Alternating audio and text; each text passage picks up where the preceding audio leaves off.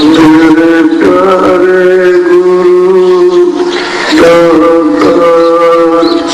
मंगता गारे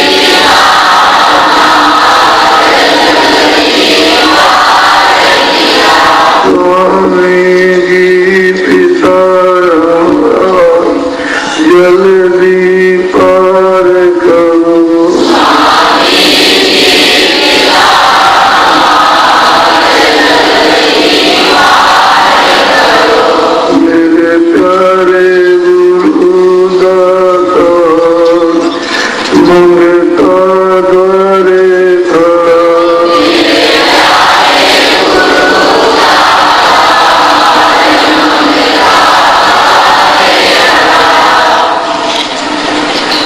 कि हम नहीं हैं। हमारा यदि समय पूरा हो जाए तो हम बीच में ही चले जाएंगे। इस तरह से लोग घर से निकलकर तीर्थों में, देवस्थान में, ऋषियों मुनियों महात्माओं के आश्रम में लोग आखिरी आयु में भ्रमण करते थे। महात्माओं को मालूम है ये जीव कहाँ जाएगा और इसका हिसाब किताब कहाँ पर होगा, वो पूरा उनको मालूम है। जिस तरह से खुली आंखों से आप हमको देखते हो बाहर की शरीर की आंखों से, और मैं आपको देखता हूँ, इसी तरह से अंतर्ज्ञान दृष्टि के द्वारा वो सब कुछ दिखाई देता है कि जीव इधर से जैसे ले जाए जाते हैं वो कैसे जा रहे और कहाँ इनका हिसाब होता है, ये महात्माओं को सब मालूम। जय गुरुदेव, जय गुरुदेव, जय गुरुदेव,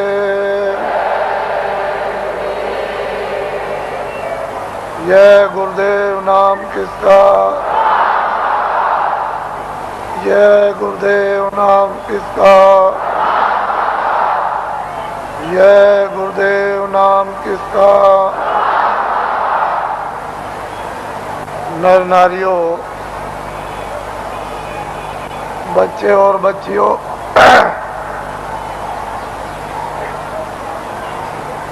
लोग अपने अपने गृहस्थ आश्रम में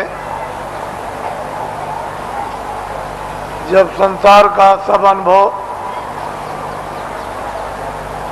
बच्चों का, भाइयों का, माता पिता का, पत्नी और पति का जब गृहस्थ आश्रम में अनुभव कर लेते थे तो अंत में मोह ममता को त्यागने के लिए लोग अपनी आखिरी आयु का, उम्र का एक हिस्सा ये सोच करके देते थे कि अब चलते चलाते हमारा कल्याण हो जाए। तो और तीर्थाटन घर से निकलकर भागवत या गीता कराकर और भोज कराकर देशाटन के लिए, तीर्थ यात्रा के लिए निकल पड़ते थे और ये हाथ जोड़ते थे कि हम आ गए तो आ गए, अब हमको ये समझो, ये आशा तोड़कर जाते थे कि अब हमको घर में वापस नहीं जाना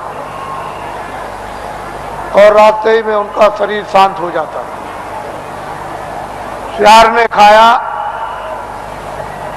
ऐसे ही पड़ा रह गया, गड्ढे में गिर गया, किसी ने फेंक दिया, ये कुछ नहीं। घर से निकल गए और चले गए। पहले सभी आश्रमों में ये नियम था, अब ये कहा गया, अब ये बताया गया है कि गृहस्थाश्रम में रहो और आपको सच्चा सत्संग, सच्चे महात्मा का मिलना चाहिए, जिससे सत्संग और उसके वायुमंडल में अगर यदि शरीर शांत होता है तो अपने को वो परम सौभाग्यशाली ये समझे कि मेरी आत्मा का हो गया कल्याण।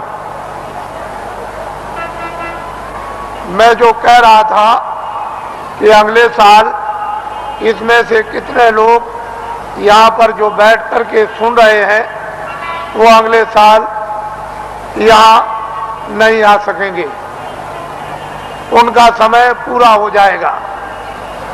इससे ये मालूम होता है कि आपका समय साल से कम रह गया, इसलिए दोबारा फिर ये आपको अवसर नहीं मिलेगा, न तो आप दर्शन दे सकते हो और न आप दर्शन कर सकते हो और न आप सत्संग सुन सकते हो, क्योंकि श्वासों की पूंजी समाप्त हो जाएगी और अनमोल मनुष्य शरीर किराए के मकान से जीवात्मा को विवश और लाचार होकर के निकलना पड़ेगा।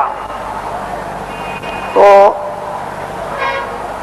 आपने देखा होगा, आज सुबह लाइन में खड़े हुए पूजा के लिए, न कोई बीमार है, आराम से खड़े हैं और पूजा की प्रतीक्षा में है कि हम वहां तक पहुंच जाएं और प्रसाद ले लें, और बस उतने ही में जमीन पर बैठे और शरीर छूट गया, यानी जीवात्मा शरीर से निकाल दी गई। ये जीव का बहुत ही अहोभाग्य, ऐसा अवसर जीवों को मिलता नहीं है। ऐसे वायुमंडल में ऐसी देखरेख में, ऐसे संकल्प में, ऐसे संदेश में, मालिक की याद में, उसकी पूजा में अगर श्वासों की पूंजी समाप्त हो जाती है और शरीर से जाना पड़े तो उसकी संभाल हो जाती है। वो जीव इधर उधर नहीं जा सकता। महात्माओं को मालूम है कि ये जीव कहाँ जाएगा और इसका हिसाब किताब कहाँ पर होगा। पिछली किताबों में महात्माओं ने बहुत कुछ आपके लिए निराकरण कर दिया है और उन्होंने आपको बहुत विश्वास दिला दिया, उसके कहने की जरूरत नहीं है। तो 2 आदमियों का यहाँ पर शरीर छूट गया और कल दोनों के दोनों ही गए। इससे ये मालूम हुआ वो बड़े बेचारे प्रेमी थे, बड़े भक्त थे और बराबर सत्संग में जगह जगह सम्मिलित होते रहते थे, सत्संग सुनते थे और दर्शन देते और दर्शन करते थे। ऐसी उनकी बड़ी तीव्र लालसा रहती थी। तो ऐसे लोगों का तो वैसे भी काम हो जाता है। जो नामदानी जंगल में रहते हैं, जो यहाँ सत्संग में नहीं आए, अगर उनका भी शरीर छूटता है तो उनके लिए भी इंतजाम बंदोबस्त करके रखा है कि उनकी भी जीवात्मा गड्ढे में नहीं जा सकती। उनको मालूम है कि कहाँ किस समय पर। इसके माने ये नहीं है कि यहाँ सत्संग में बैठे हैं और आपका दर्शन कर रहे और दर्शन दे रहे और वो जंगल में जीव जो है वहां से चला गया, ऐसा नहीं। उन्होंने पहले ही से इंतजाम करके पूरा रखा है और उनको मालूम रहता है कि जीव यहाँ से नामदानी जा रहा, उसका इंतजाम कर दिया। उसके कर्मानुसार, उसकी साधना अनुसार फिर तुरंत शीघ्र देर कुछ नहीं लगती, मिनटों का भी काम नहीं, और उसको ये फिर मनुष्य जन्म दिलवा दिया जाता और ऐसे वायुमंडल में जन्म मिलता है जहाँ आसपास में सत्संगी यानी प्रेमी सत्संगने स्त्री और पुरुष रहे और जैसे ही वो बच्चा बड़ा होता है फिर नामदान प्राप्त कर लेता है और वहां से साधना फिर शुरू कर देता है। यदि बीच में फिर उसकी साधना अधूरी रह जाए और फिर वो अपना शरीर छोड़ दे तो फिर उसकी संभाल हो जाएगी और ऐसी जगह पर उसको जल में दिलवा दिया जाएगा कि फौरन सत्संग में फिर आकर और नामदान को प्राप्त कर लेगा और जहां से साधना छूटी है फिर शुरू कर देगा। वहां तक के लिए उसको कोई मुश्किल नहीं पड़ेगी। वो आनंद फानन एकदम तत्क्षण बताते ही उसका काम होगा और आगे उसके लिए थोड़ी मेहनत करनी है। इस तरह से जीवों की नामदान देने के बाद संभाल हर तरह से होती रहती है, बशर्ते यह है कि आप कोई बुरा काम न करें, किसी का आप कत्ल न करें, हिंसा न करें, कोई चोरी न करें, डकैती न करें, अमानवी काम न करें। जहां तक हो जाए तहां तक सूझ समझ से इन सब चीजों से बचे रहे और जो गंदगी आपके पास में जमा है वो जल्दी से उसको उतार दिया जाएगा। लेकिन जब आप गलती कर लोगे और तुम ये नहीं समझोगे कि मालिक देख रहा और जितने नामदान दिया है वो देख रहा, तुम उसको और मालिक को अंधा समझोगे तो वो कर्म जमा हो जाएगा और उसकी आपको सजा मिल जाएगी। फिर आप रोओगे, चिल्लाओगे। हर तरह से यानी जीवों की संभाल होती है। ये बहुत ऊंचा संदेश और ऊंचा विज्ञान है। ये छोटी मोटी चीज नहीं है। उनको सब मालूम है कि जीवात्माएं कैसे उतरती हैं और कैसे चढ़ती हैं और मनुष्य शरीर में कैसे डाली जाती हैं और किस तरह से निकाली जाती हैं। फिर ये किन किन योनियों में इनके जाने का हिसाब होता है और उनके तार यानी उनकी डोरियां किस किस तरह की हैं और कौन कौन सी डोरी किस किस योनि में, 84 में या नरकों में या भिन्न भिन्न अलग अलग नरकों में, 4 खानों में, 84 लक्षयोनियों में, ये महात्माओं को सब जैसे आईने के सामने खड़े हो जाओ ऐसे दिखाई देता है। लेकिन अब ये जरूर है कि जब तुम्हारी आंख खराब हो गई तो आप ऐसा समझते हो कि सब अंधे हैं, किसी के आंख होगी ही नहीं, कोई दुनिया को देखता ही नहीं होगा। लेकिन जिसके आंख है वो तो कहता है सूरज है, चंद्रमा है, ये मकान दिखाई देता है, ये जमीन दिखाई देती है। पर सूर आदमी को क्या होगा, उसको क्या दिखाई देगा? इसलिए जगत अंधा हो गया है और बहरा हो गया, वो महात्माओं को पहचान नहीं पाता, समझ नहीं पाता। उसके पास समझने की बुद्धि नहीं और आंख अंधी हो गई तो कैसे पहचाने? कहीं अगर उसको आत्म आंख हो गई होती, वो दिव्य नेत्र ज्ञान चक्षु खुल गया होता, तब तो उस नूर में, उस प्रकाश में पहचान लेता। तो हिंदुओं और मुसलमानों और सिखों और ईसाइयों, ये जाति दौलत, ये जन्म जात की संपत्ति महात्मा फकीरों के पास सबकी है। जो भी इच्छा करे, हिंदू मुसलमान सिख ईसाई, वो महात्माओं के पास जाकर के इस दौलत को ले आए, इस संपत्ति को ले ले। ये सबकी है, किसी एक की नहीं है। और जो इसमें भाव भक्ति करेगा उसको ये दौलत मिल जाएगी। भक्ति नाम किसका है? आज्ञा का पालन, और कोई भक्ति नहीं। भक्ति नाम कोई तस्वीर देखने का नहीं। तुमने मंदिर में मूर्त देख ली तो इसका नाम भक्ति नहीं, या तुमने गाना गा लिया, कोई प्रार्थना कर ली, इसका नाम भक्ति नहीं। जो महापुरुष आदेश दे उसका तुम पालन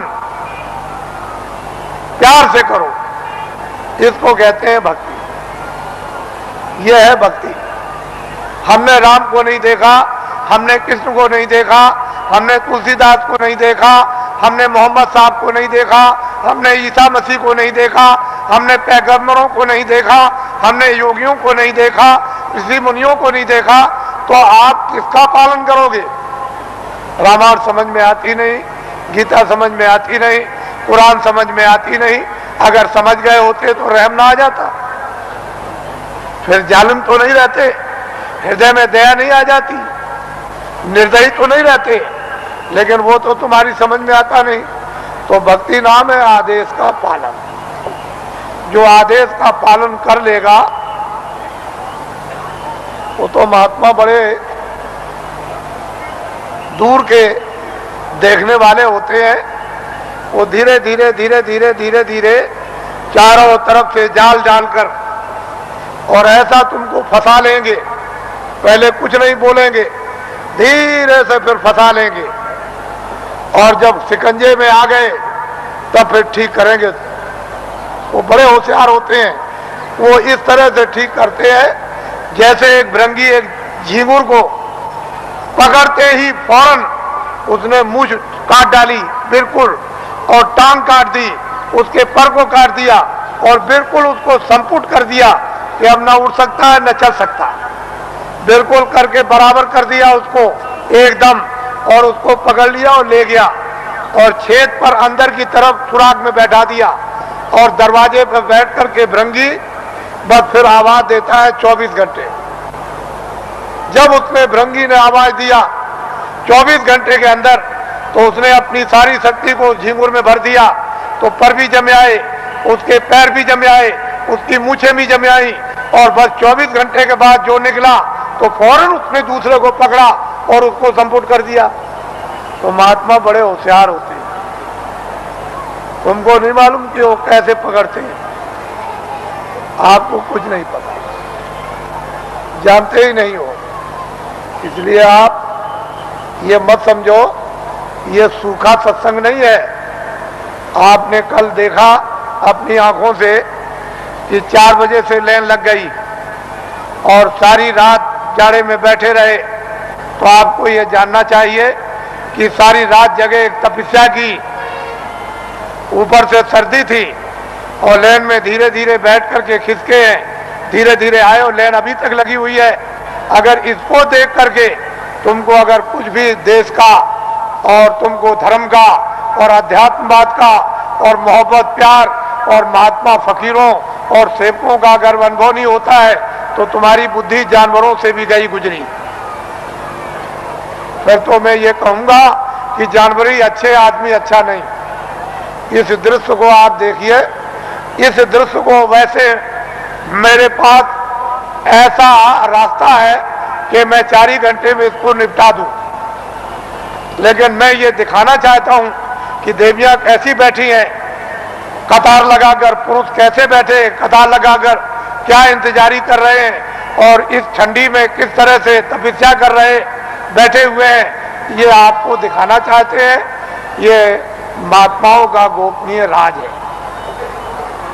ये राज और रहस्य कुछ दिनों के बाद आपकी समझ में आएगा, अभी तो नहीं आ सकता। इसमें अगर आध्यात्मिकता का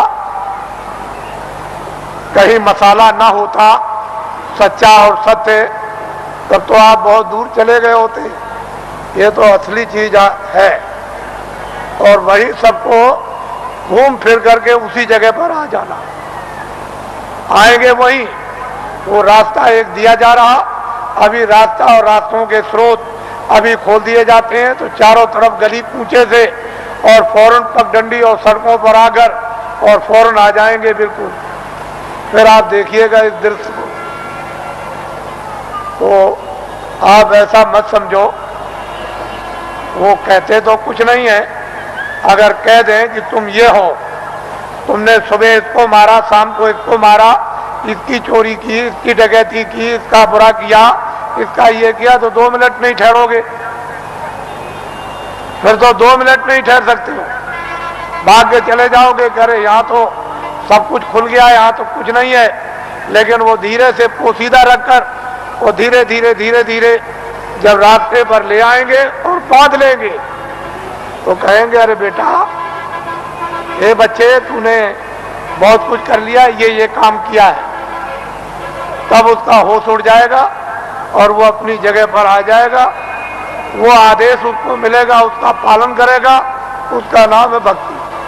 वाल्मीकि बदल गए, गंगा बदल गई, सदन कसाई बदल गए और बड़े बड़े राजे और जिम्मेदार बदल गए और डाकू और बदमाश बदल गए, बड़े लुच्चे और लफंगे बदल गए। महात्माओं के पास पहुंच करके बदल जाते और बड़े बड़े सिद्ध हो गए और बड़े ज्ञानी हो गए और त्रिकालदर्शी हो गए और जो इतिहास बना दिया उसको अभी तक कोई काट नहीं सका। उन्होंने लिख दिया मैं सबसे बुरा था, मैं सबसे पापी था, मैं सबसे गुनाहगार था और सब कुछ चिल्लाकर उन्होंने किताबों में ढंढोरा पीट दिया। लेकिन यह है कि जिस महापुरुष के चरणों में गए उन्होंने उस सबको क्षमा कर दिया। उसके बाद में मसाला है, जड़ी है, औषधि है, बूटी है, उसको लगा करके और सबको धो डाला। तब उसको स्वच्छ और साफ और निर्मल और शुद्ध और पवित्र है उसको कर दिया। उसकी तब महिमा होती है, तब गुणगान होता, तब भक्त और भगवान की लीला होती है। नहीं तो वैसे तो कौन भगवान को पहचान सकता है? भगवान तो भक्तों को पहचान लेगा, लेकिन भक्त कौन है? कोई नहीं। भक्त और भगवान का एक रस, एक रूप और एक भाव जब बन जाता है तब लीला होती है भक्त और भगवान की, स्वामी और सेवक की, और मुर्शिद और मुरीद। तो मुसलमान जो मस्जिद में इबादत करते हैं उनके इबादत करने का तौर तरीका सही नहीं है, गलत है। इसलिए मुसलमानों की इबादत खुदा कबूल नहीं कर रहा।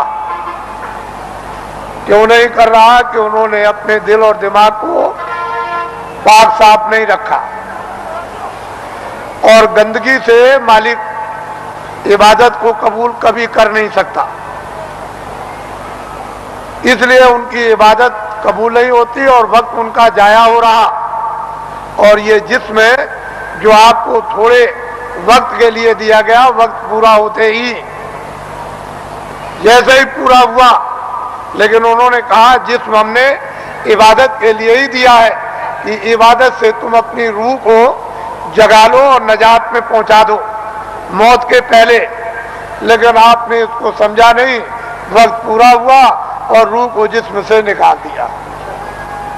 जिस तरह से हिंदू की जीवात्मा निकाली जाएगी, उसी तरह से मुसलमान की रूह निकाली जाएगी। और फैसला दोनों का एक ही तख्त पर होता है, अलग अलग नहीं। वहां न कोई हिंदू है न वहां कोई मुसलमान, वहां तो जो भी तुमने अच्छे और बुरे जो काम किए वो वहां पर हैं और उसी का इंसाफ हो जाएगा। वहां किसी शहादत और गवाही की जरूरत नहीं।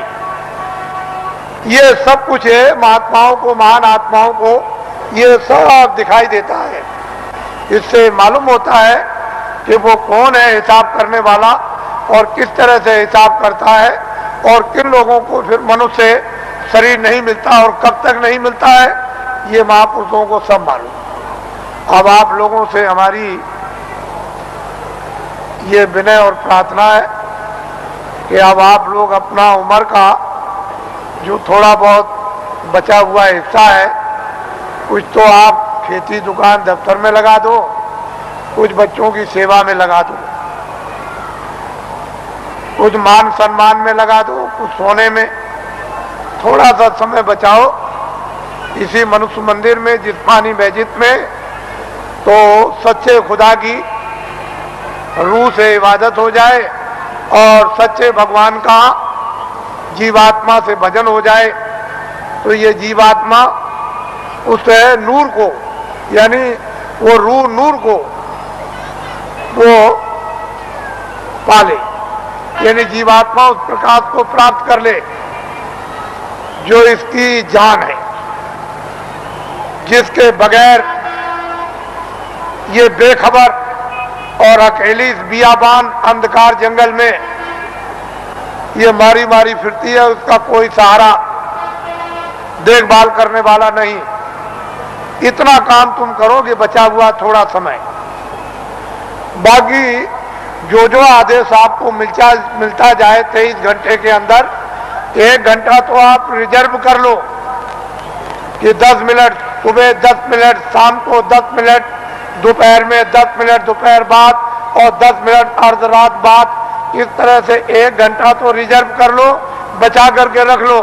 और 23 घंटे के लिए जितना जितना आदेश मिले, दफ्तर के लिए, दुकान के लिए और खेतों के लिए और बच्चों की सेवा के लिए, आए गए मेहमान के लिए और सोने के लिए और स्नान करने के लिए, अस्पताल में जाने के लिए, जितना आपको आदेश मिल जाए वो तो आप इसकी हिफाजत कर लो। इसमें बैठी जीवात्मा उसकी भी हिफाजत कर लो।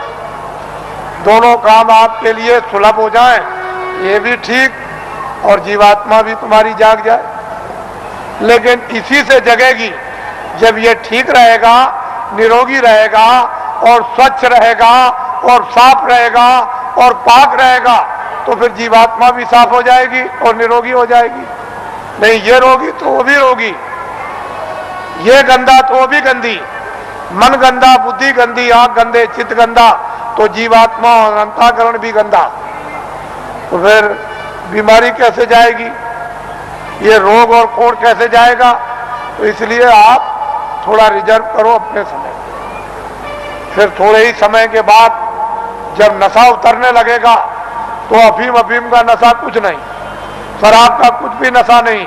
ये वो नशा है कि एक बार पी लो तो फिर कभी चढ़ी उतरती नहीं है। मेरे पास बहुत से लोग आते हैं और बड़े बड़े प्रलोभन दिए कि चलो आप ही को प्रधानमंत्री बना देंगे। अरे मैंने कि चलो, तुम एक प्रधानमंत्री नहीं, लाखों और करोड़ों, उसकी भी जरूरत नहीं है, वो तो कूड़ा कचरा है। प्रधानमंत्री का स्थान कूड़ा कचरा बदबूदार है, ये सब तुम्हारा कोई असर लगने वाला नहीं है। इसको छोड़ दो, धन और दौलत ये सब छाया है, ये वक्त से ये सब अलग थलग, और ये भी छाया, ये मैल है। देखते देखते मिट्टी का मिट्टी में, वायु का वायु में, अग्नि का अग्नि में और आकाश का आकाश में, ये सब का सब जल का जल में मिल जाएगा और कुछ भी पता नहीं चलेगा कि ये कहाँ चले गए।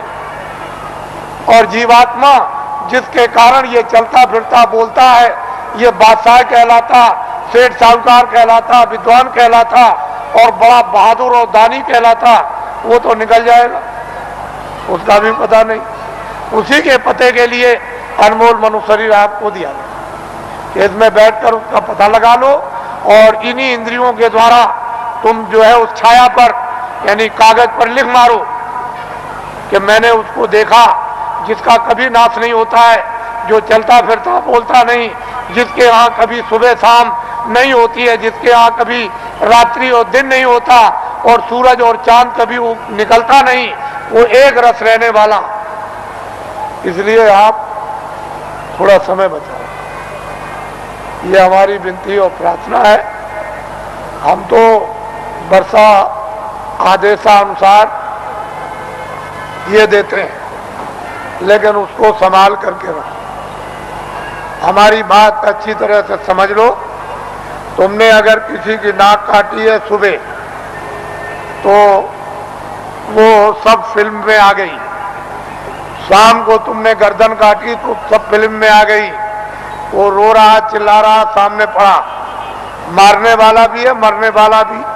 किसी की टांग काट दी, हाथ काट दिया, रात को चोरी या दिन को की, दिन को डकैती या रात को, या आपने और कोई अमानवी काम, ये सब फिल्म में, फाइल में सब छपता जा रहा। और जब तक वो कुछ नहीं बोलेगा, जब तक आपका समय पूरा नहीं होता, और जैसे ही समय पूरा हुआ पूरी फाइल खुल जाएगी। तो आप वहां ये तो नहीं कह सकते हो कि मैंने नहीं मारा, मैंने नाक नहीं काटी हूं, तो सामने होगा, और तुम भी सामने होगे, और चाकू चलाते होगे, तुम वहां बंदूक चलाते होगे, लाठी चलाते होगे, तुम चोरी करते होगे, तुम डकैती डालते होगे, सब वहां पूरा का पूरा वो वहां तस्वीर है। तो आप क्या इनकार कर सकोगे? ये बदले देने पड़ेंगे। जब आपको ये अदले और बदले, तुमको दान के, पुण्य के, किसी की सेवा करने के, सम्मान करने के, तुम आदर करोगे, तुम पानी पिलाओगे, खाना खिलाओगे, दवा दे दोगे, और किसी मरीज बीमार की सेवा करोगे, ये सब वहां छप जाएगा। तो ये अदला और बदला। फिर वो तुमको मारेगा, फिर तुमको खिलाएगा, तुम्हारी इज्जत करेगा, तुम्हारी बेइज्जती करेगा, तुम्हारा मतलब यह है कि चोरी करेगा और तुम्हारी रक्षा करेगा। जो जिसके साथ जो काम करेगा उसको बदला देगा। इस अदले बदले से कोई चूक नहीं सकता। जब कृष्ण भगवान 56 करोड़ यदुवंशियों को समाप्त कर दिया, पलक के मारते में खून की नदी बह गई, तो जब जाने लगे प्रभात पाटल नदी के किनारे कि अब हम अंतर ध्यान हो जाएंगे, चले जाएंगे अपने गोलोक को, उसी समय एक बहेलिये ने उधर देखा तो उनके पैर में पद्म था। उसने सोचा कि हिरन पानी पी रहा, तो फौरन निशाना लगा करके उसने मार दिया, और उस बहेलिये को मालूम हो गया कि लग गया।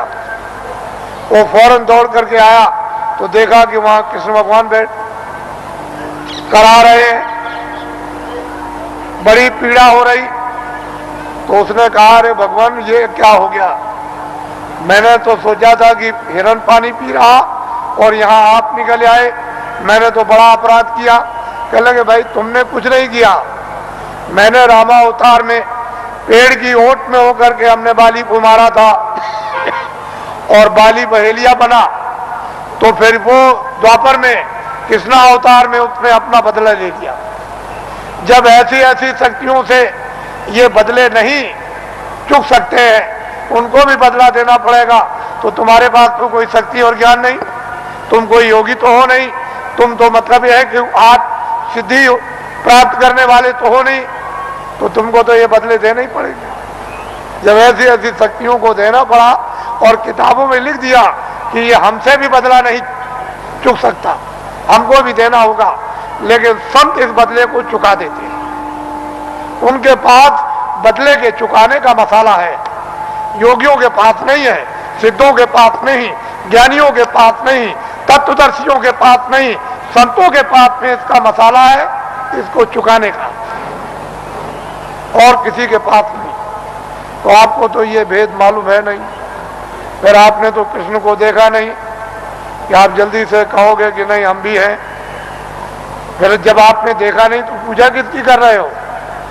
अरे किताब में लिखा है कि तुम जाओ, अगर मुझको पाना चाहते हो, मेरा दर्शन करना चाहते हो, मेरे लोक में आना चाहते हो, तो जो मुझको पा चुके हैं तत्वदर्शी, जिन्होंने अपनी जीवात्मा को जगाकर और ज्ञान चक्षु द्वारा जिन्होंने मेरा साक्षात्कार किया है, तुम उनके पास चले जाओ, वो मेरा भेद बताएंगे और उनकी कृपा और मदद और सहायता से तब मेरे लोक में तुम आओगे। तो ये तो कोई मानने वाला है नहीं, तो बताओ फिर पूजा किसकी हो गई? तुमने खुद को अपने को धोखा दिया, खुद को भ्रम में रखा, खुद को अंधकार में रखा और खुद भटक गए। कौन बताएगा आपको? आपकी आत्मा की कौन रक्षा करेगा, कौन संभाल करेगा? माँ बाप कर नहीं सकते, धन दौलत कर नहीं सकता, राजा कर नहीं सकता है और लोग कर नहीं सकते हैं, तो इस आत्मा की रक्षा कौन करेगा? जो किताबों में लिखा हो आपकी समझ में आता नहीं। आप तो किसी महात्मा महान आत्मा को खोजते नहीं हो, और आपके पास भी चला जाए तो आप उसको पहचानते नहीं। इसलिए ये दिन ऐसे बुरे आए कि महान आत्माओं की बड़ी अवहेलना हुई, बड़ा तिरस्कार हुआ, बड़ी गाली गलौज, बड़ा उनका अपमान हुआ, बड़े शब्द भद्दे शब्दों से प्रयोग किया गया। लेकिन हमारा देश तो ऋषि मुनियों का, साधु संतों योगियों का देश है।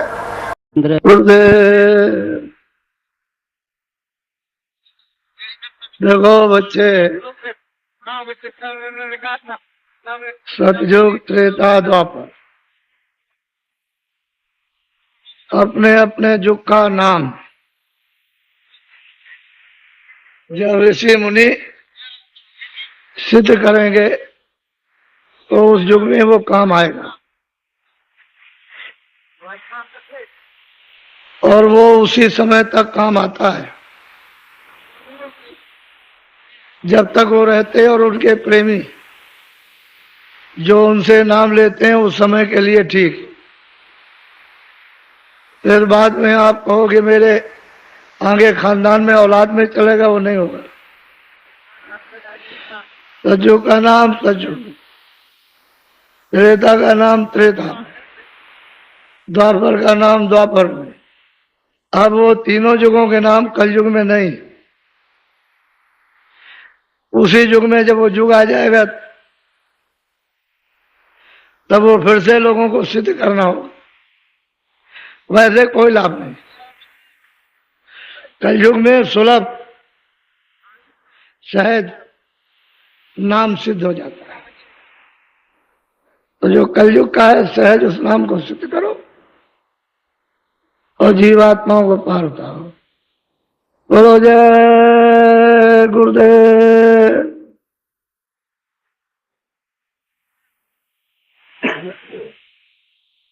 जय गुरुदेव नाम किसका? जय गुरुदेव नाम किसका? जय गुरुदेव नाम किसका?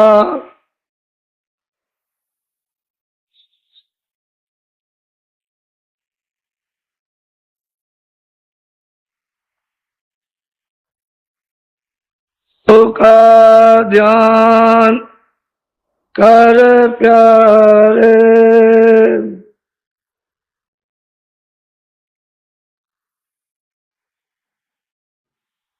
बिना इसके नहीं छूटना।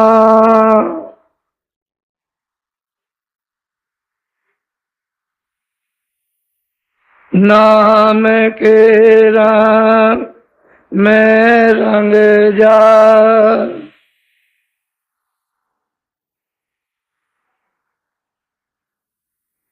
मिले तो धाम निज अपना।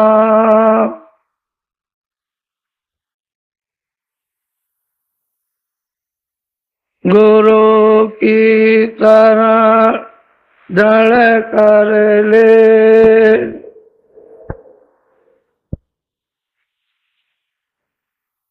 बिना इस काज नहीं करना।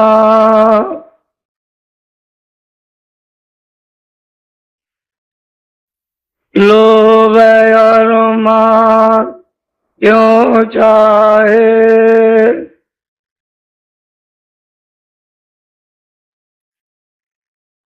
पड़ेगा फिर तुझे देना।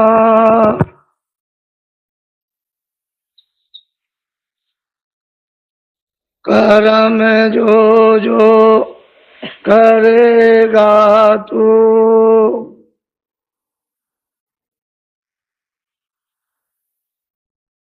वही फिर वो ना वरना।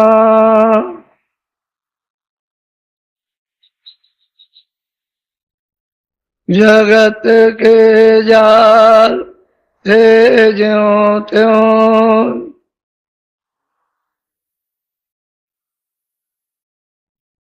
हटो मर्दान घी करना।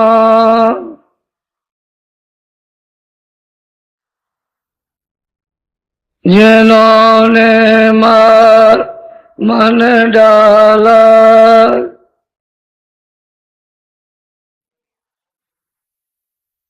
उन्हीं को तू माँ कहना।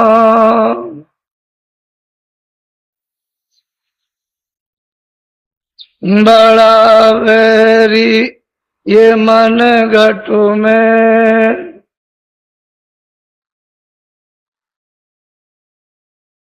किसी का जीत ना कठना।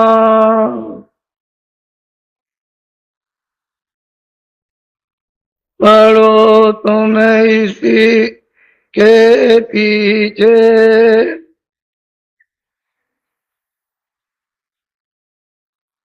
और सब ही यतन तजना।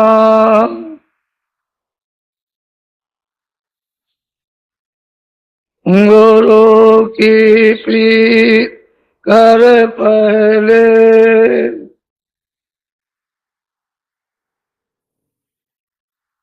बहुर घट सब को सुनना।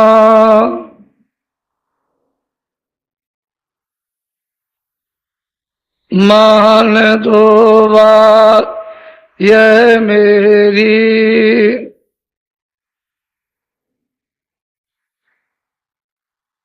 करे मत और कुछ जतना।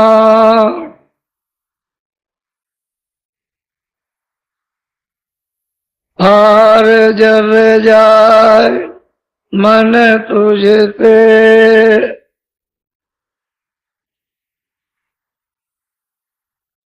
चढ़ा दे सोर्त को गंगना।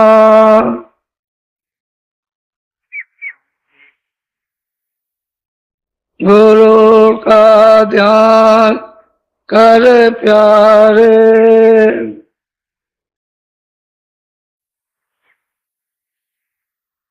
बिना इसके नहीं छूटना।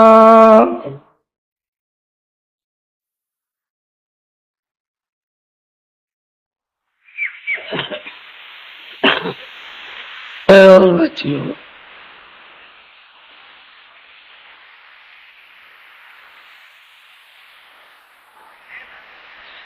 आज हमने इस भवसागर रूपी नदी से पार उतरने के लिए कोई साथी नहीं बनाया,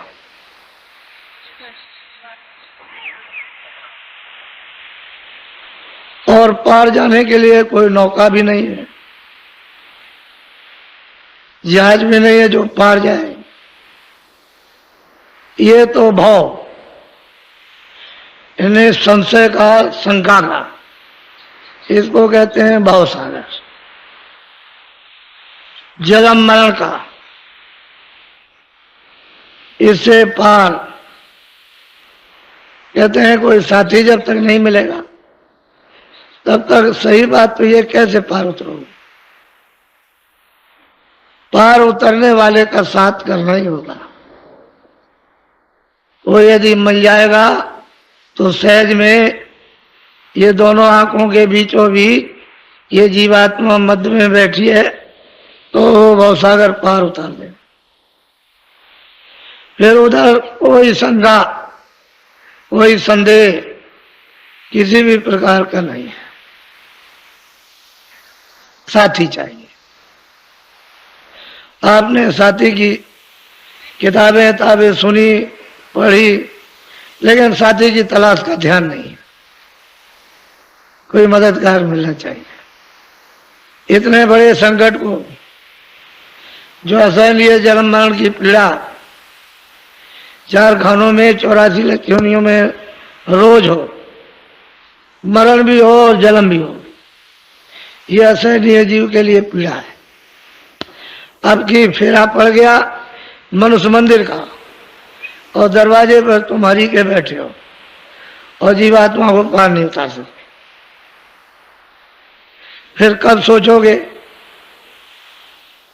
कब आपका विचार होगा?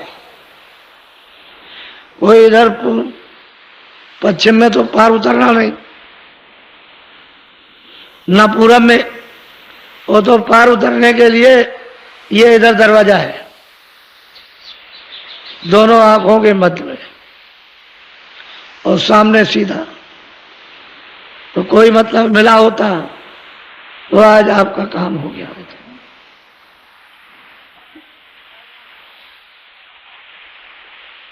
अब अंधेरे में भटका खा रहे हो।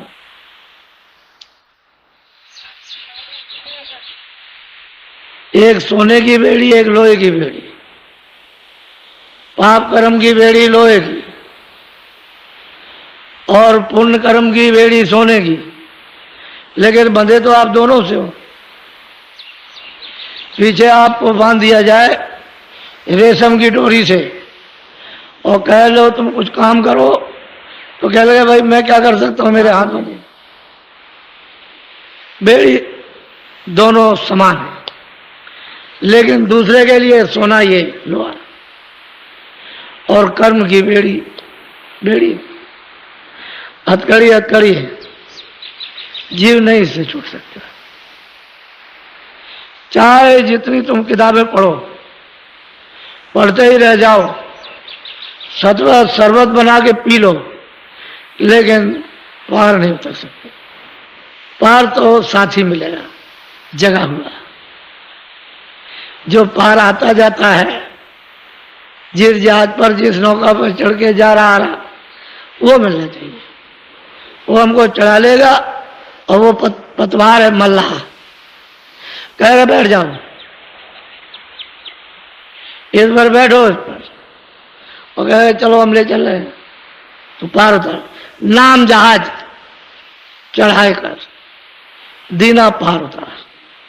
नाम के जहाज पर चढ़ा करके जीवों को पार उतार दिया, लेकिन वो चढ़ा हुआ तो चाहिए जो चढ़ के आता जाता है। अब वो नहीं मिलेगा बच्चा, तो आप कैसे समझ पाओ? यहाँ मतलब है कि कितने भटका खा रहे हो रोज,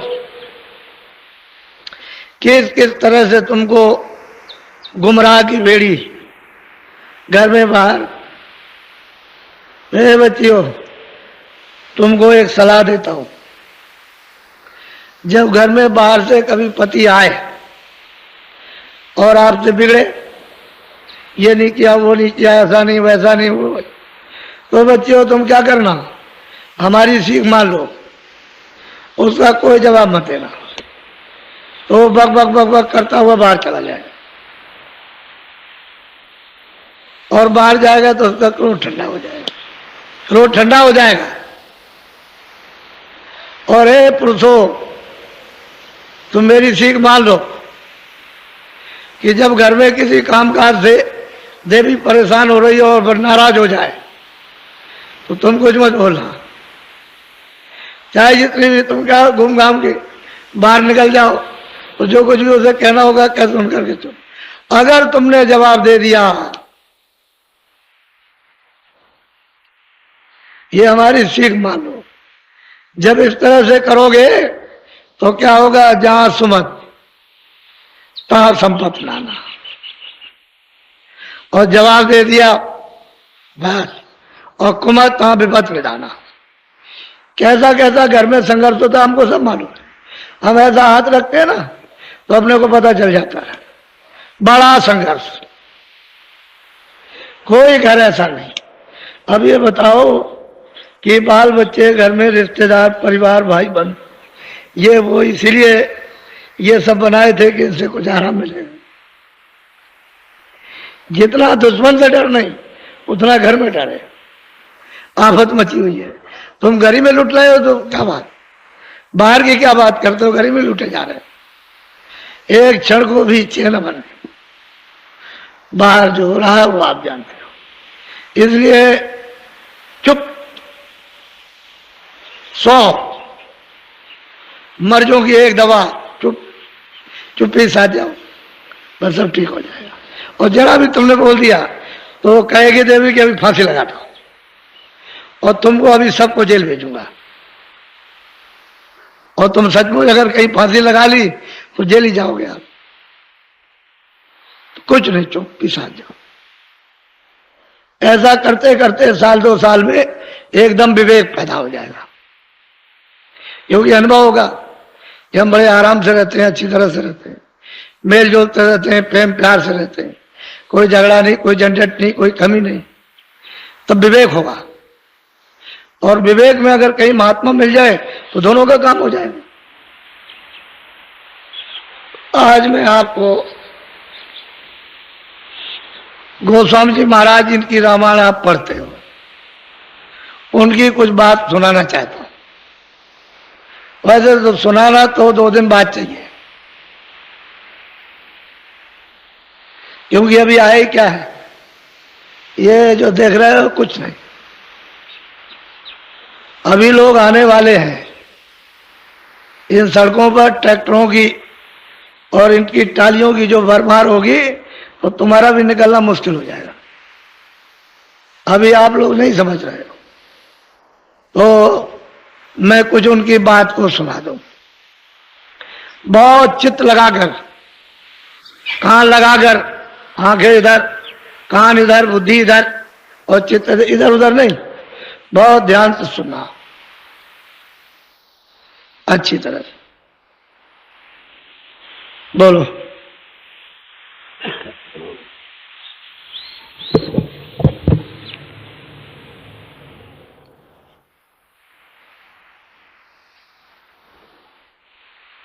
तुलसी कहत बताई, अपनी उत्पत्ति मत लिखी।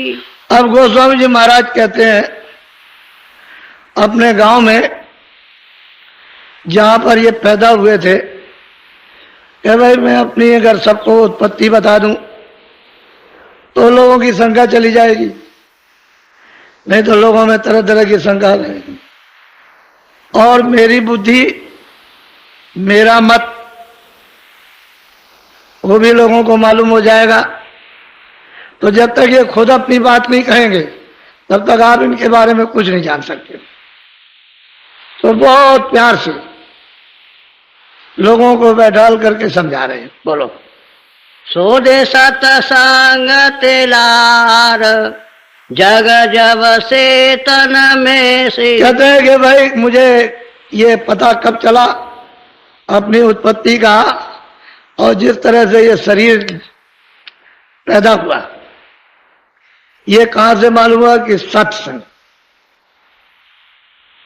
महापुरुषों का संग मिला, उससे मालूम हुआ कि ये शरीर किस तरह से बना, इसकी उत्पत्ति कैसे हुई।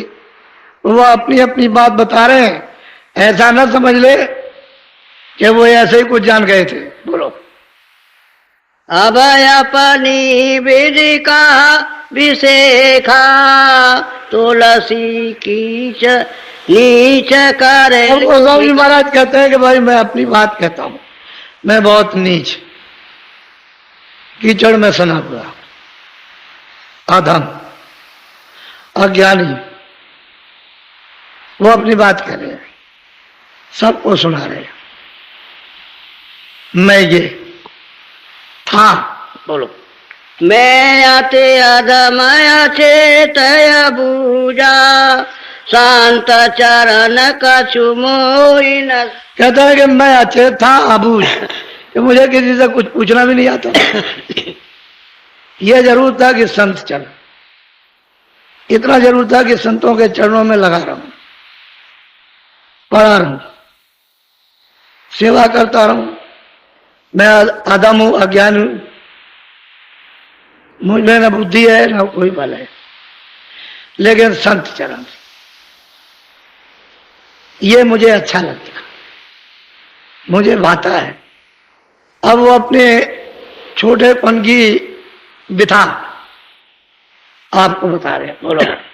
मैं तो या जान जाने जित जाई, संत चरण संतन की न जाने शरणा। कहते हैं कि मैं जिधर जाता हूं मैं तो अचेत हूं, मुझे मुझे पता ही नहीं चलता कि मैं कौन हूं, क्या हूं, कुछ नहीं मालूम। लेकिन संतों की ऐसी दया कृपा हो गई कि उन्होंने हमको चिताया, यहां बैठ जा, जिस काम के लिए तू आया मनुष्य रूपी मंदिर में, तो अपना तो काम कुछ कर ले। हमको क्या मालूम था कि हम कहां जा रहे हैं, क्या सोच रहे हैं, क्या कर रहे हैं। न बुद्धि है न बल है, अबूझ और अज्ञानी वो अपने आप को वर्णन कर रहे हैं, बोलो। मैं पौने शांत शरण समनाई, शांत दयाल दया के अब गोस्वामी महाराज कहते हैं कि बस मुझे तो यही कि मैं तो संतों की शरण में हूं, जो चाहे सुख है, और संत दयाल के सिंध है, वो जो चाहेंगे सुख कर देंगे। मुझे उन पर यकीन भरोसा विश्वास है, लेकिन मैं कुछ नहीं हूं, अधम हूं, नीच हूं, अजान हूं। मुझे पूछना पाछना कुछ नहीं आता, करना धरना कुछ नहीं आता। वो अपनी सब प्रकार की हीन विधि वो सब वर्णन कर रहे हैं, बोलो। तुलसी माता बोधि नाही विवेका, संत चरण चित बांधी गोस्वामी जी महाराज कहते हैं कि भाई मुझको तो बुद्धि में विवेक था नहीं, भाई इतना जरूर था कि संतों के चरणों की टेक विश्वास आज कर लिया, ये इनको नहीं छोड़ना है। जब उनको मिल गए तो इनको नहीं छोड़ना है, बस चरणों में पड़ा रहना है, छोड़ेंगे। कहते हैं हमें तो बुद्धि थी नहीं, ना हमको जान सकते थे ना कर सकते थे, लेकिन उनकी कृपा और दया इतना भरोसा जब, और छोड़ नहीं सकते, पकड़े रहेंगे, बोलो।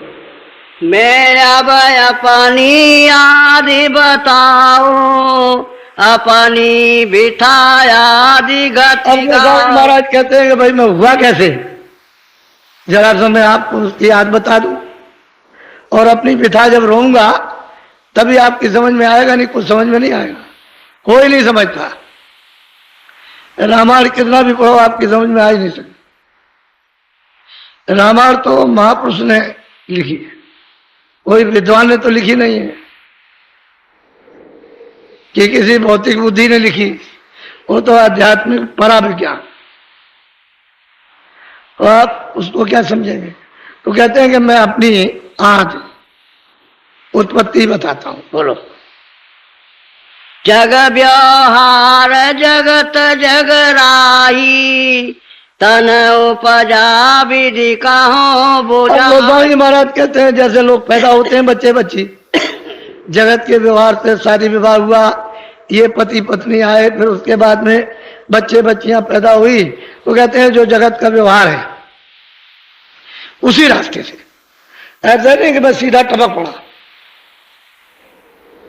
वो कहते हैं कि उसी रास्ते से, जगत के व्यवहार से, उसी रास्ते से, सीधा ऊपर से जमीन से नहीं निकल आया, बोलो।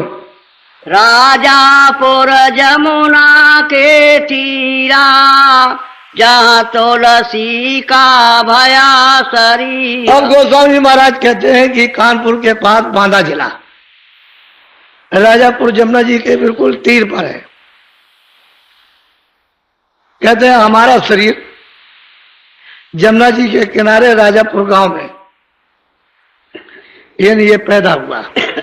किस तरह से, जैसे जगत का व्यवहार, जैसे बच्चे बच्चियां पैदा होते हैं वैसे ही ये शरीर भी मुझको मिला, उसी तरीके से, कोई और तरीका नहीं है, बोलो।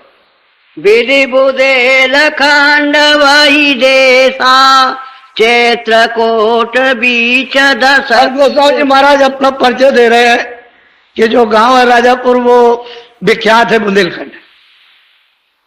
उन्होंने कहा कोई और जगह कहने लगे कि वो वहां के थे, वो वहां के, जैसे दंत कथा बन जाती है। तो कहते हैं चित्रकूट से राजापुर का 10 कोस का यानी 20 मील का फैसला है, चित्रकूट से 10 कोसा। और जमुना जी के किनारे राजापुर, और जिला मतलब ये बांदा, वैसे विख्यात बुंदेलखंड है। मेरा वहां पर जन्म हुआ। बोलो।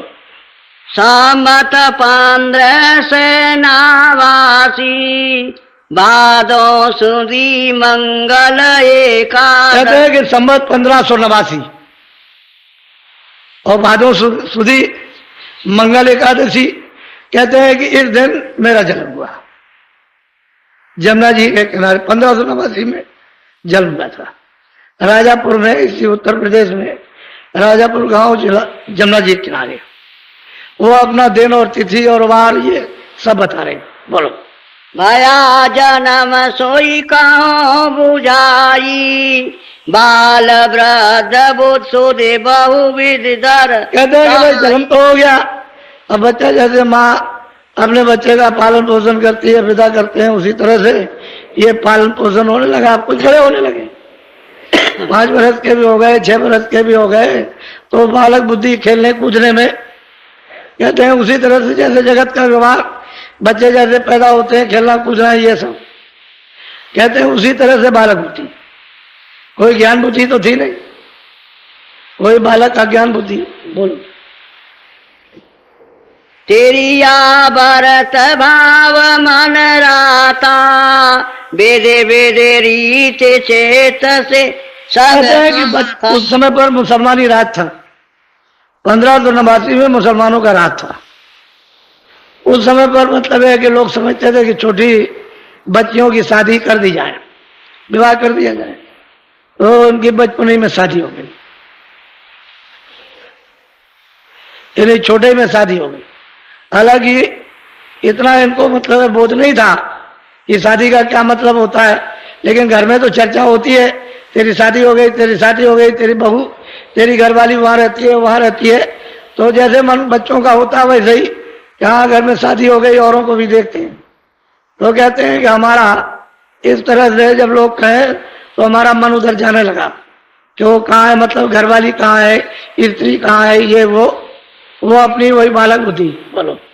ज्ञानहीन रस रंग संग माता कान को बुझबामन। स्वामी जी महाराज कहते हैं कि भाई मैं ज्ञानहीन था, मैं संसार के जैसे रंग रोगन होते हैं, जैसे वासना इंद्रियों की, देखना सुनना बोलना, ये कहते हैं कि बस और ज्ञान से ही, मुझे इसका बोध नहीं था।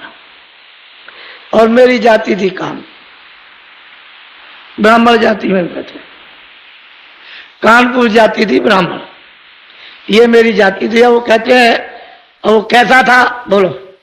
जगत भाव ऊंचा सब भाते कुल अभिमान मान मद मान। कहते हैं कि जगत में बड़ा ऊंचा ब्राह्मणों का स्थान था, और फिर यह कि वो विद्या भी पढ़े थे, सब धन धाम से, सब चीज से संपन्न थे, कोई चीज की कोई कमी नहीं थी, और मान सम्मान बहुत ऊंचा था। ब्राह्मण तो जाति थी, कामकुज थे, लोग कामकुज जाति को बहुत अच्छा समझते थे उस समय पर। तो कहते हैं सब प्रकार से, ये नहीं कि किसी तरह की कोई कमी हो घर में, और विद्या तो सभी लोग पढ़े थे परिवार में। बोलो। मोटा मन कछु चीनया चीना ज्ञान मते मत रहो माली। अब गोस्वामी जी महाराज कहते हैं भाई मेरा तो मोटा मन था, साथ ही नहीं देता था कोई अच्छी बात सोचे, और ज्ञान के लिए तो बहुत ही मैला था। ये ज्ञान किसको कहते हैं, ध्यान किसको कहते हैं, भजन किसको कहते हैं, परमात्मा किसका नाम, आत्मा किसका नाम कहते हैं, कुछ नहीं। बहुत मोटा, अपने आप को कह रहे हैं बहुत मोटा था। और मैं तो अचेत था और चीन आता नहीं था, अपनी सभ्य था, जैसी जैसी है सबके सामने सत्य सत्य वर्णन कर रहे हैं। इसमें मिलावट की क्या जरूरत। बोलो।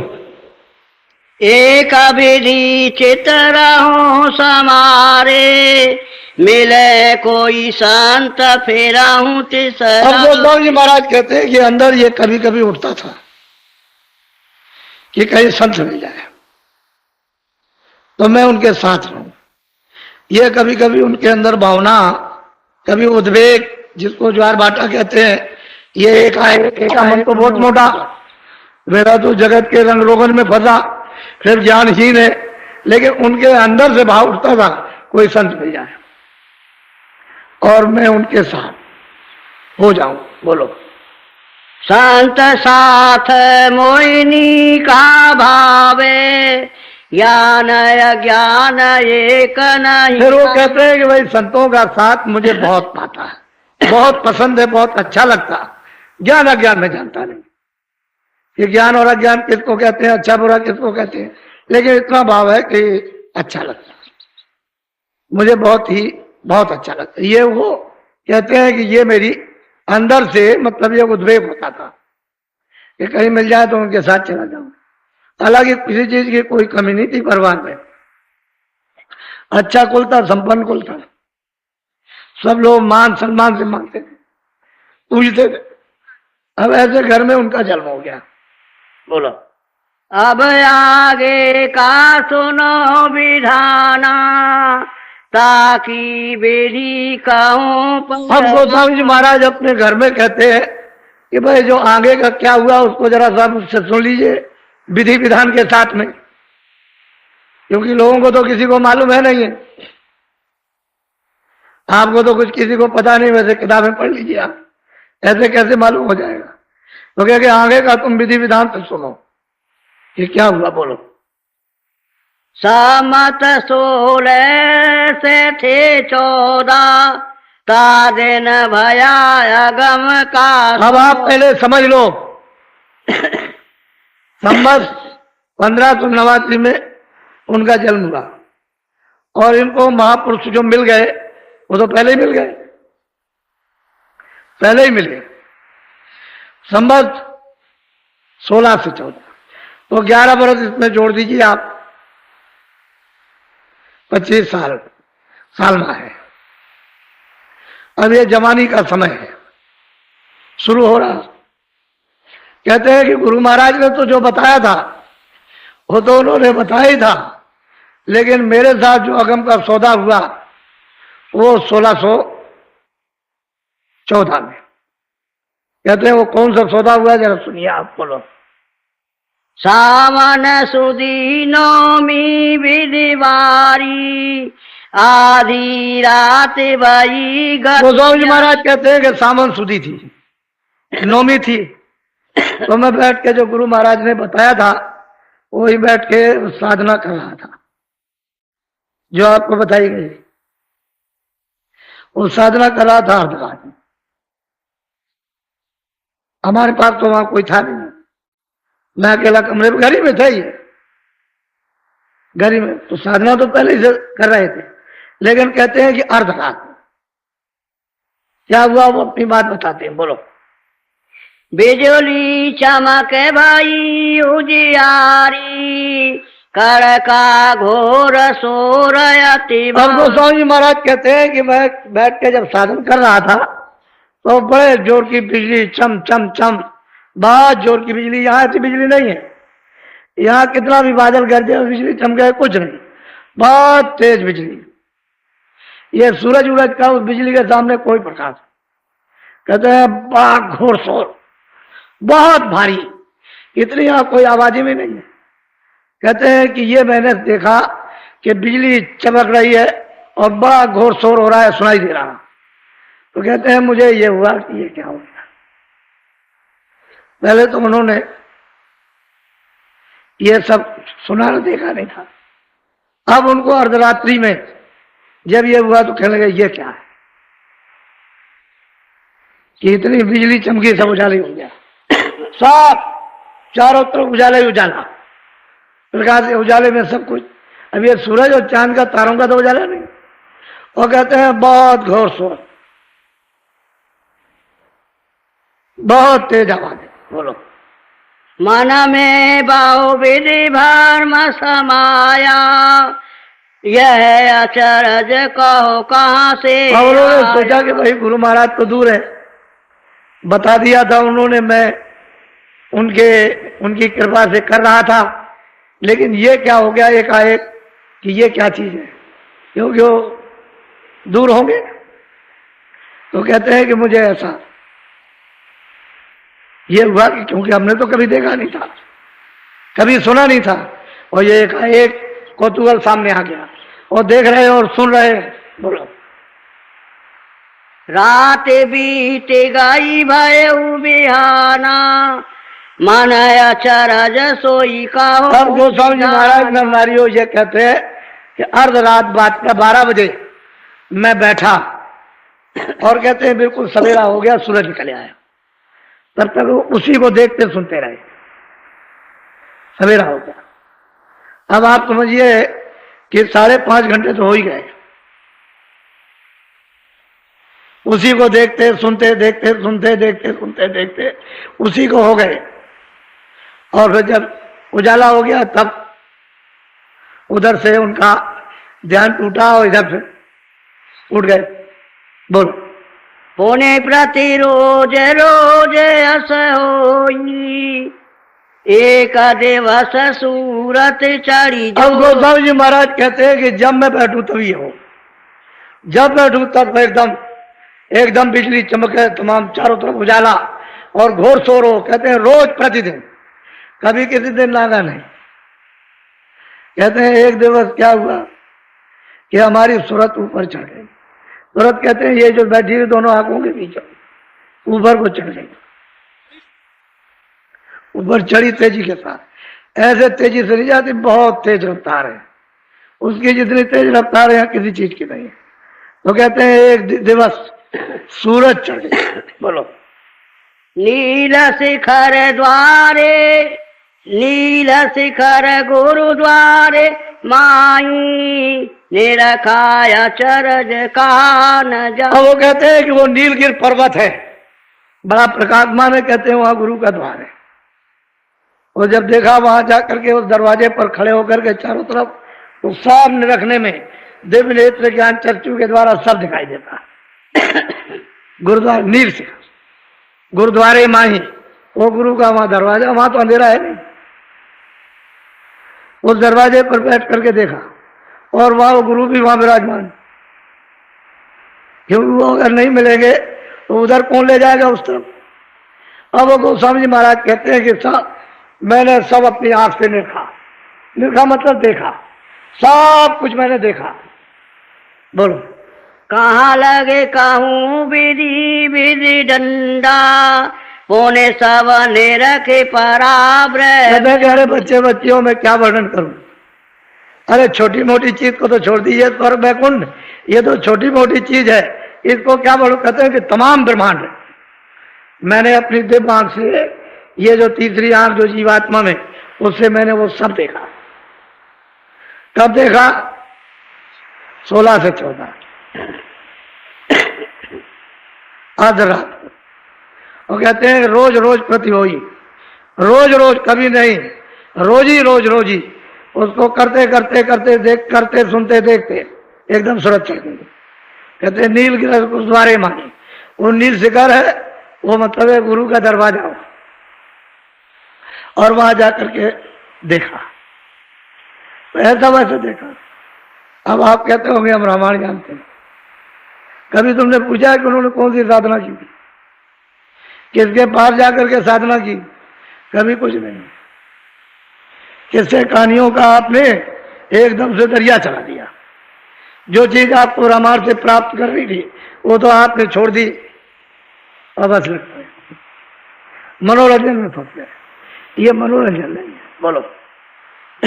गंगा जमुना और तेरा बैनी, कमल बमाए सतगुरु की। अब वो कहते हैं कि जब मैं उधर ब्रह्मांड में गया तो मैंने वहां क्या देखा कि तमाम बड़ी बड़ी गंगा जमुना, ये संसार का ये लंबा चौड़ा पाठ क्या कुछ नहीं है, ये पूरे सारे संसार का, ये तो कुछ नहीं। ऐसे संसार तो उस गंगा जमुना में उस पाठ में न मालूम कितने अरबों खरबों समा जाएंगे, ये कुछ नहीं। ऐसी बड़ी बड़ी नदियां, गंगा जमुना, कहते हैं कि मैंने उस सतगुरु के चरण कमलों में ये मैंने उनको देखा, और बगैर वहां गए हुए कैसे आप पार उतर सकते हैं। वो कहते हैं मैंने देखा, मैंने सब इधर देखा, ब्रह्मांडों को देखा, फिर कहते हैं मैं उधर गया, मैंने बड़ी बड़ी गंगा जमुना, ये कुछ नहीं, ये स्वर्ग वैकुंठ कुछ नहीं, इतनी बड़ी बड़ी वहां गंगा जमुना नदियां मैंने देखी। कैसा निर्मल पानी, बालू का, मिट्टी का कहीं रेशा भी नहीं, वहां मिट्टी है ही नहीं, वहां बालू नहीं, कितना निर्मल कि कितने करोड़ों मील नीचे चले जाओ तो मुंह दिखाई देता, इतना निर्मल, करोड़ों मील नीचे चले जाओ तो मुंह दिखाई देता ऊपरी से। कहते हैं कि ये हमने सब देखा। बोलो। पदम प्रयाग अगम पूर्वासा सत्य गुरु कांज सुरति पदवा। कहते हैं कि पदम प्रयाग, कहते हैं कि जो यहाँ आएगा इस प्रयाग में, उस प्रयाग में जब स्नान करेगा, दैविक प्रयाग में जो ब्रह्मांडों के पार है, कहते हैं वो फिर जाएगा अगम पूर्वासा, वो अपने देश में, अपने घर में, अपने मतलब प्रभु के पास जाएगा, बगैर मतलब है कि इधर बगैर कंज में आकर के, यानी गुरु द्वारे पर बगैर बैठे हुए उधर कुछ नहीं देख सकता। गुरुद्वारे पे आएगा तब ये सुलभ होगा, देखना सुनना, इसके पहले नहीं होता। यही से रास्ता जाता है। अब यह है कि तुम अंधेरे में बैठे हो, कूड़ा कचरा पाप पुण्य का तुमने यहाँ जमा कर लिया है, सब पूरा जमा हो गया, तुम्हारी आंख तुम्हारे कान बंद हो गए, इस वजह से तुमको पता नहीं चलता है कि भाई हमारा आत्मज्ञान और वो आत्म आनंद और ईश्वर का सच्चा मत, सत्यबोध और सच्ची शक्ति वो क्या है। लेकिन कहते हैं गुरु, ये उनकी कृपा, उन्होंने बता दिया था कि ऐसा करना, ये घर ही में मौजूद है, ये कहीं बाहर नहीं गए, वही राजापुर में साधन कर रहे हैं, वही ये देख रहे बैठ के अपने घर में, कहीं गए नहीं, घर ही में थे। बोलो, यानी 16 से 14 में घर ही में थे, जमुना जी किनारे राजापुर में। बोलो। तीन लोक भीतर सब देखा, कहो कहाँ लगे विधि विधि ले। अब गोस्वामी जी महाराज कहते हैं कि भाई 3 लोग, ये मृतलोक, फिर स्वर्ग वैकुंठ, ब्रह्मांड लोग, कहते हैं कि अलग अलग क्या वर्णन करें, इतना कागज और स्याही है नहीं कि जो अलग अलग विधि विधान से वर्णन कर दिया जाए, क्योंकि वो चीजें तो यहाँ है नहीं। कहते हैं मैंने सब देखा अपनी आंख। आप कहते हो किसने देखा, वो किसने पाया, किसने देखा? बोलो। जो ब्रह्मांड भरा जग माई, सो देखा सब घट के। अब गोस्वामी जी महाराज कहते हैं कि ब्रह्मांड में जो कुछ भी है उसकी यहाँ छाया है, ये सब छाया। वो छाया तो सब हो नहीं सकती, छाया स्थिर हो नहीं सकती, छाया टिकाऊ नहीं है, छाया तो गायब हो जाएगी। तो कहते हैं जो ब्रह्मांड में हो रहा उसकी छाया है, और आप छाया में फंसे हुए। सत्य तो यहाँ कुछ है नहीं, इसी में फंसे हो, और उधर जाओ तो सत्य ही सत्य, उधर अंधेरे का नाम नहीं। तो गोस्वामी जी महाराज संवत 16 से 14 में वो अपने घर में रह करके ये प्राप्त कर रहे हैं, घर से बाहर निकल के नहीं गए। बोलो। बोलो। नित नित शैल सुरत संग लेका, खेला निरखे अगम निगम यश। अब गोस्वामी जी महाराज कहते हैं कि रोज इस तरह से मैं रोज सफर उन ब्रह्मांडों की करता था। मैंने उस प्रयाग का त्रिवेणी संगम में जाकर स्नान किया, और मतलब ये मैंने अगम और निगम अपनी आंखों से साफ कुछ देखा।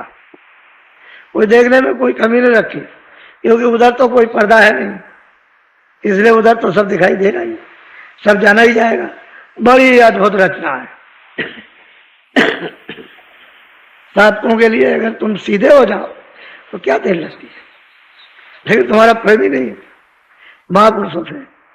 और वो क्या कहते हैं कि मैं ये मेरी इच्छा होती थी कि उनके चरणों में लगा रहूं, छोड़ के कहीं न जाऊं, और वही सबके करता धरता है, जो कुछ करेंगे वही। तो उन्होंने ये समझ करके कहते हैं मुझे रास्ता बता दिया। मैं उस रास्ते को चलने लगा, अभ्यास करने लगा, भजन करने लगा, ध्यान करने लगा, सुमरन करने लगा। तो ये करते करते करते तो आखिर में पहले ही से तो मिला उनको, और संवत 16 से 14 में इनकी गति ये हुई। बोलो।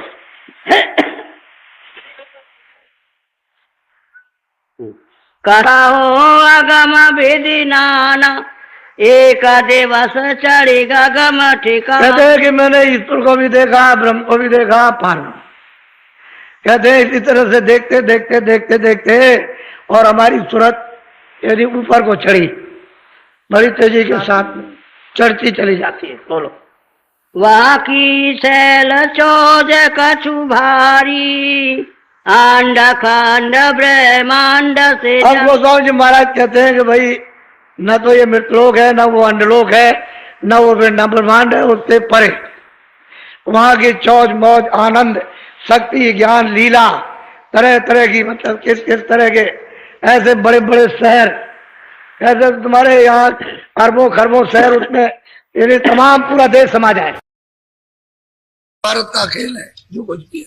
कहते हैं किसी को अपना मित्र मत समझो, जो सब समझते हो मेरा है, तुम्हारा कोई किसी का नहीं, सब स्वार्थ, सब ठग है, तुम्हारे समय को बर्बाद कर देंगे, बस तुम वैसे रह जाओगे।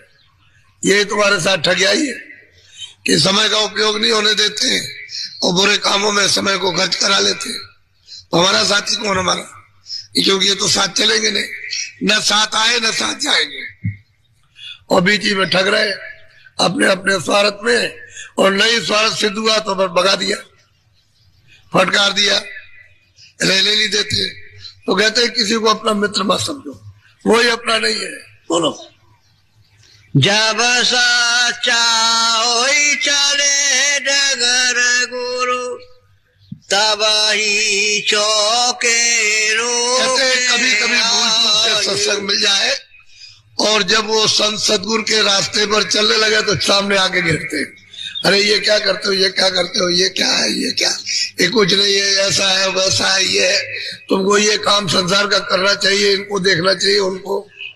तो कहते हैं कि चारों तरफ से रोकते, इधर मत जाओ उधर मत जाओ, जैसे तुम्हारे साथ रोका टोकी होती है, वहां क्यों जाते हो, क्यों चले आए, क्यों वहां क्यों चले गए, वहां क्यों गए।